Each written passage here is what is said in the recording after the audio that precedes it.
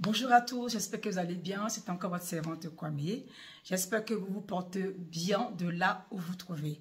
Je suis vraiment de nouveau navrée. Ça fait un moment que je ne fais pas de vidéo. Ça fait un moment que je ne poste plus de messages de la part du Seigneur.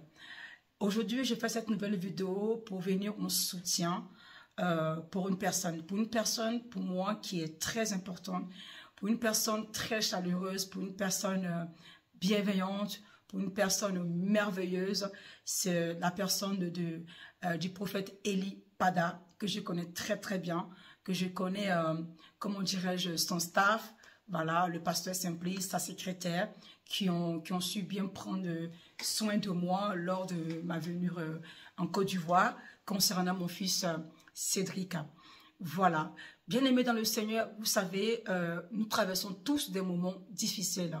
Nous traversons des moments souvent pénibles, des épreuves, on n'est pas en fini, que je sais que pas mal de personnes aussi traversent ces moments aussi difficiles. Et aujourd'hui, nous venons vraiment en soutien pour la personne du prophète Eli Pada. Parce que c'est une connaissance, voilà, je l'ai approché, je le connais très bien. Quand je dis très bien, ce n'est pas mon ami, c'est juste le corps du Christ que je respecte énormément, que je bénis d'ailleurs de là où il se trouve. Et je prie vraiment le Seigneur Jésus-Christ de prendre soin de lui, de là où il se trouve, de le garder précieusement et de ne point permettre que la main de l'ennemi l'atteigne de lui où il se trouve. Je prie vraiment aussi le Seigneur, que le Seigneur étend sa main sur sa famille, sur sa femme qui vient d'accoucher, sur son staff, qui sont aussi complètement désemparés. Donc, ce n'est pas facile ce moment d'épreuve qu'il traverse. Pour ma part, voilà, ce n'est pas parce qu'il y a cette polémique qui s'est mise en avant que je sors pour venir donner les révélations que j'ai eues bien avant cet épisode qui arrive à notre prophète Eli Pada. Voilà, le Seigneur m'avait déjà révélé pas mal de choses sur lui, sur son église, des choses qui m'ont interpellé, voilà, qui m'ont interpellé dans le sens que je me suis posé la question, pourquoi est-ce que le Seigneur me montre ça sur le prophète Eli Pada, sur son église? Donc ça m'a vraiment intrigué, mais je vais pas rentrer plus que ça en détail parce qu'aujourd'hui cette vidéo c'est pour vraiment soutenir le prophète Pada avec le groupe de prière dans lequel nous sommes, que le Seigneur vraiment lui porte secours de là où il se trouve. Mais je voulais faire juste une petite révélation sans pour autant rentrer dans les détails. Le prophète Eli Pada, ça va être vraiment très compliqué qu'il revienne tout de suite. Il n'est pas prêt à revenir de suite tôt. Je ne veux pas faire peur à ses fidèles, faire peur à sa famille. Mais dans la révélation que j'ai eue personnellement, ça va être très difficile que le prophète Eli Pada revienne tout de suite. Mais nous demeurons en prière. Nous demeurons en prière pour sa vie. Nous demeurons en prière pour son ministère. Nous demeurons aussi en prière pour son staff, surtout pour sa femme, que j'ose imaginer que ce n'est pas si facile, ce n'est pas du tout facile pour elle, cette épreuve dans laquelle elle se trouve. C'est quand même son mari, c'est quand même le serviteur de Dieu qui amène, qui apporte des révélations qui s'avèrent justes de la part du Seigneur. C'est pas à tous les prophètes que le Seigneur parle réellement.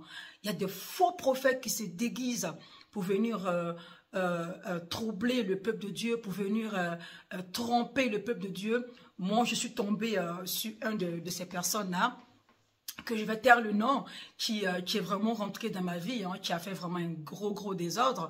C'était une personne qui avait une langue menteuse, c'était une personne profiteur, c'était une personne qui était pas sincère. Moi, j'ai béni le Seigneur parce que le Seigneur m'avait déjà révélé en songe la nudité de ce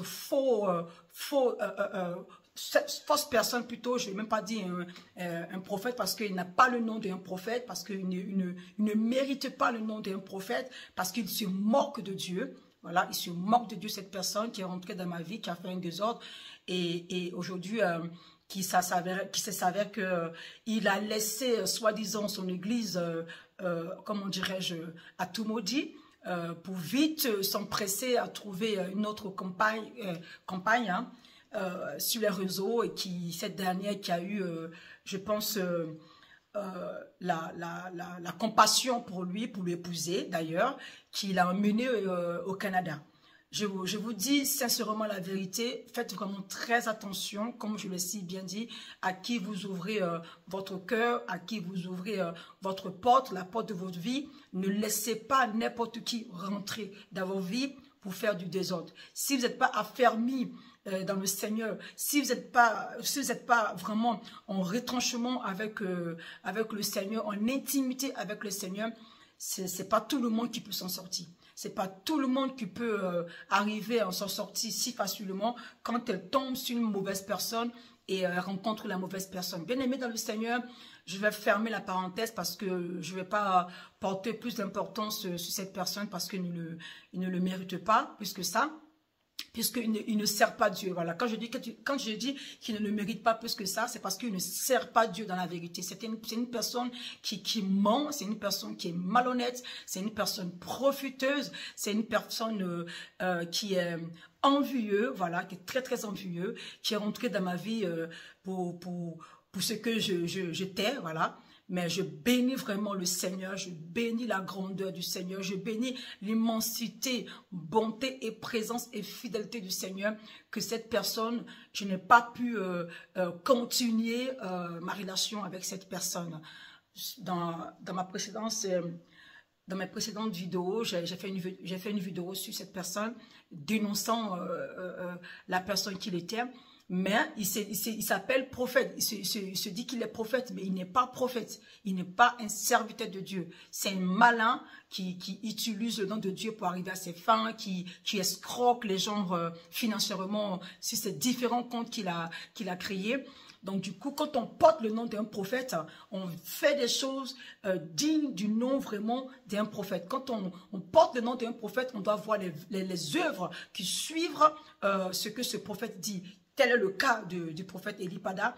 Tout ce que le Seigneur lui a révélé, qui s'est avéré vrai, qui a fini par être manifeste, que tout le monde a vu d'ailleurs. Et c'est ça qu'on appelle les vrais prophètes que le Seigneur parle. Pas de la pacotille, excusez-moi vraiment du terme, de la pacotille qui tremble les bords sur les réseaux, qui font n'importe quoi, pour juste escroquer les enfants de Dieu et amener les enfants de Dieu à la perdition. Donc, bien aimés dans le Seigneur, vraiment, je viens vraiment vous encourager à prier pour que nous puissions unir nos voix ensemble pour prier pour le prophète Eli Pada. Dans la révélation que le Seigneur m'a montrée, je ne vais pas citer les différents noms de ces personnes, mais plusieurs fois, ça me revient, j'entends gouvernement. J'entends gouvernement. C'est comme si le prophète Eli Pada, je n'ai pas vu de la réalité sur place, mais je vous révèle ce que le Seigneur m'a mis à cœur. Il est dans la main du gouvernement.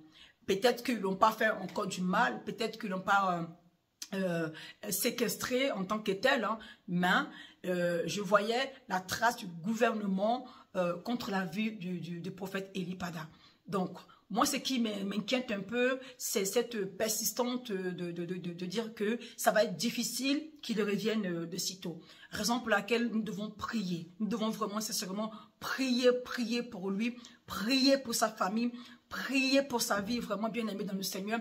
Vous qui aimez le prophète Eli Pada, unissons-nous ensemble pour prier pour lui. Vraiment, parce qu'il a fait, pour ma part, hein, il m'a fait du bien, voilà, il m'a fait du bien, il m'a honoré, il m'a respecté, moi et mon fils Cédric, lors de notre visite en Côte d'Ivoire, on est allé la voir, il m'a reçu dans son bureau, il m'a vraiment parlé, c'est un homme vraiment charmant, c'est un homme vraiment très appréciable, c'est un homme qui est très humble d'ailleurs, qui est très très humble, c'est un homme qui est très simple dans sa qualité de haut prophète, hein, je peux appeler ça comme ça. Lui c'est un bon prophète, lui c'est un vrai prophète, parce que ce qu'il dit, que le Seigneur passe par lui pour révéler, s'accomplit, c'est un vrai prophète. Donc, comme je vous disais, c'est une personne vraiment merveilleuse, chaleureuse, donc nous devons vraiment unir nos voix pour prier pour le prophète Eli Pada.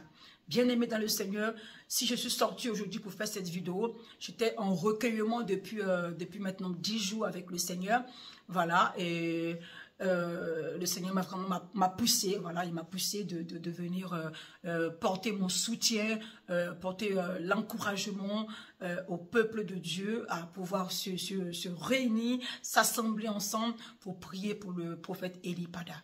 Voilà, je vous remercie et si vous avez à cœur de partager cette vidéo, partagez cette vidéo et pour ceux qui veulent s'abonner, abonnez-vous, pas pour vous abonner, pour ne pas, comment dirais-je, pour ne pas vraiment faire l'œuvre de Dieu, mais si vous vous abonnez, c'est que vous êtes prêts vraiment à faire l'œuvre de Dieu. Donc, bien aimé, je vous encourage vraiment à prier, à prier, à prier. Merci. Merci, soyez tous bénis dans le nom de Jésus-Christ et que cette année 2024 vous apporte juste la grâce du Seigneur en abondance dans vos vies, dans vos familles. Soyez bénis. Amen.